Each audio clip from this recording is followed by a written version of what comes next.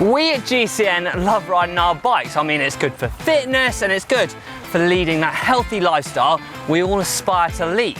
Well, what are those pesky things that make our fitness nosedive? Oh, talking about You're right, Hank. fitness. Oh. You're not on form today. Oh. Man on! Oh, well, let's get started, shall we?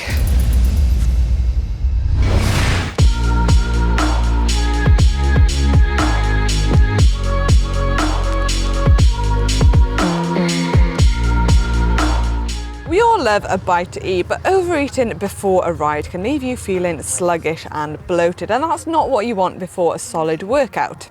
Why not leave a good amount of time between your main meal and your ride? And if you love a Sunday roast, have it after your ride.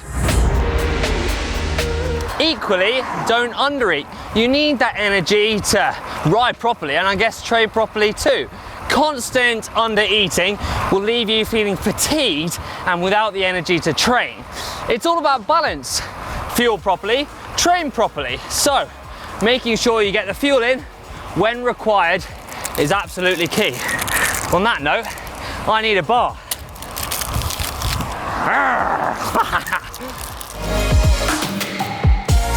An injury is a proper thorn in the side to anyone who's trying to gain some fitness. I mean, trust me, we've all been there. You've been there. Overtraining and mismanagement of recovery techniques such as stretching and core can increase your chances of an injury. Yeah, I guess if you're setting out to do an Everest string or even a Mariana trenching, make sure you're in tip-top condition before you do it because, well, it might just be one step forward and 2 steps back. Yeah, I think I'm feeling the after effects. Not only just from a crash, but also a trenching. There are many reasons to feel stressed in modern day life. I mean, we all suffer from it from time to time, and I guess it's healthy and totally normal to have a little bit of stress.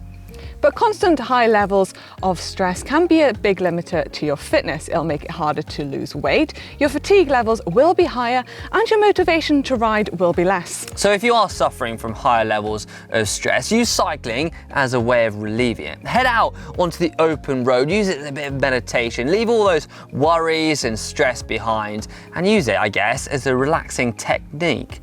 Put some time aside to work on your mental state. Your mind needs just as much recovery as your legs. I do love getting out into the fresh air. Oh, nice and relaxing.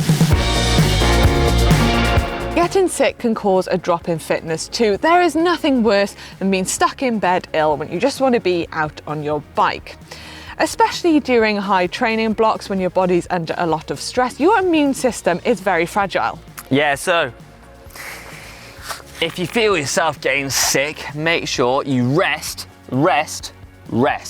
Okay, I get it, so rest. Yeah, that's exactly right, yeah, you just got to rest. The last thing you want to do though is train through sickness. Make sure you give enough time to get away from that illness period before you get back on the bike. Otherwise, you'll have to spend more time recovering and less time riding your bike. Don't rush it. Take as much time as you need to get over your illness. And don't worry, your fitness will soon bounce back. Yeah, so don't stress. I think that's the big thing, isn't it? Yeah, just relax. It's gonna be okay. Ooh. Now, I think we're all guilty of this one. Actually, Manon, my body is a temple. I don't know what you're talking about. Yeah, okay, Hank. Alcohol sadly is a disaster for your fitness, especially when you end up on a night out and end up missing a load of sleep and in no state to train the next day. Some people can do it, but they're just a rare breed. Yeah, and I'm definitely not one of those rare breeds. Yeah. So if you're gonna drink, do it in moderation. Maybe swap out the pint for a half pint and drink responsibly too. Maybe 1 unit of alcohol isn't going to do much. I mean, some people would say it's healthy, but you be the judge of that. A whole load of Jägermeisters and vodka tonics, gin and tonics, and a crate of beer, though, probably isn't going to help you smash your PBs. I guess someone else will have something to say about that in the comments, won't they? Dan Lloyd. Dan Lloyd. We all work hard to gain fitness, working hard up the climbs, getting those interval sessions done, repeating session after session. Right, another interval. Oh, man, that was pretty quick. But training hard every single day won't actually gain you a lot of fitness. You also want to focus on your recovery, your rest, so all that hard training can soak into the legs and you can gain higher levels of fitness.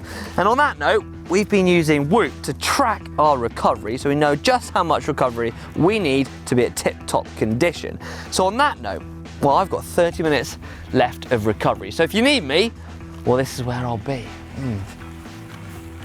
Right, I think I deserve a rest day after those intervals. But seriously guys, don't neglect the rest days. Take an easy day or a day off every so often because you will get fitter and stronger for it. And this just isn't the place to take your recovery. Come on Hank, let's get back and recover properly. Yeah, to be honest, man, this isn't the comfiest. Doesn't look very comfy. It's no armchair. I'll tow you home. All right, I need that recovery. It's easy to focus on your body and push yourself to the limits in a bid to gain better fitness, but mistreat your bike, and your bike is going to mistreat you. Hey Manon. Yeah, fail to take proper care of your equipment and your fitness will potentially plummet too. Mechanicals in the middle of a training block, or worse, a mechanical that can cause a crash and lead to injury, can take a massive hit to your fitness. Take care of your bike and it'll take care of you.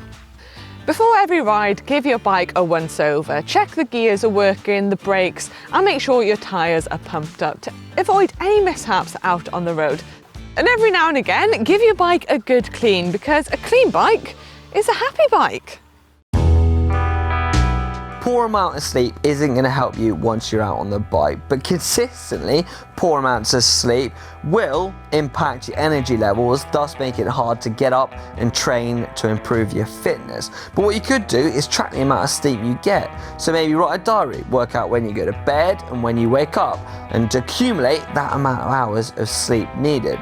Right, on that note, I don't normally sleep in Lycra, but I might make an exception.